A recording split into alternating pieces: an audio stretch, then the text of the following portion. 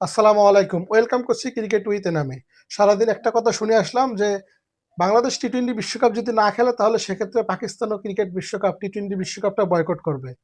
Recently Pakistan থেকে একটা news এসেছে যে এই খবরটা যারা ছড়িয়েছে সম্পূর্ণ ভুয়া। বাংলাদেশ যদি টি-টোয়েন্টি বিশ্বকাপ না খেলে তাতে পাকিস্তানের কোনো যায় আসে না। বাংলাদেশ যদি টি-টোয়েন্টি বিশ্বকাপ না খেলে তাহলে পাকিস্তান কেন খেলবে না? বাংলাদেশ আলাদা, পাকিস্তান আলাদা। এই নিউজটা যারা ছড়িয়েছে সম্পূর্ণ একটা ভুয়া নিউজ ছড়িয়েছে। সকাল থেকে বা সারাদিন আমরা একটা জিনিস জেনে এসেছি, বাংলাদেশ টি-টোয়েন্টি বিশ্বকাপটা না খেললে পাকিস্তানও টি-টোয়েন্টি বিশ্বকাপটা খেলবে না বা তারা স্থগিত করেছে তাদের টি-টোয়েন্টি বিশ্বকাপের অনুশীলন। এমনটাই যদি হয়ে থাকে তাহলে সারাদিন এই ভুয়া নিউজগুলো ছড়ায় কে ক্রিকেট পাড়ায়?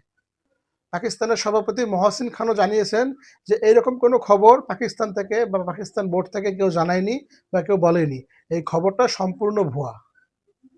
বাংলাদেশ ক্রিকেট বোর্ডের আবেগ নিয়ে খেলতেছে সবাই। এমনটা যদি হয় তাহলে আইসিসি কি করছে? আইসিসি এরকম একটা কাজ করতে পারতেছে বাংলাদেশের সাথে? যে দলটা বাংলাদেশটা 25 বছর যাবৎ পূর্ণ সদস্য একটা দল, বাংলাদেশের সাথে এরকম কেন করবে আইসিসি? টি-টোয়েন্টি বিশ্বকাপ যে জায়গায় বাংলাদেশ দল বলেই দিয়েছে যে আমরা ভারতে খেলতে চাই না, আইসিসি ক্লিয়ার কাট কথা বলুক বাংলাদেশের সাথে যে আপনারা ইন্ডিয়ায় গিয়ে যদি খেলেন তাহলে খেলবেন, নাহলে খেলার দরকার নেই, বা শ্রীলঙ্কায় বিশ্বকাপটা ট্রান্সফার করুক। কোনো একটা সিদ্ধান্ত আসতে হবে অবশ্যই।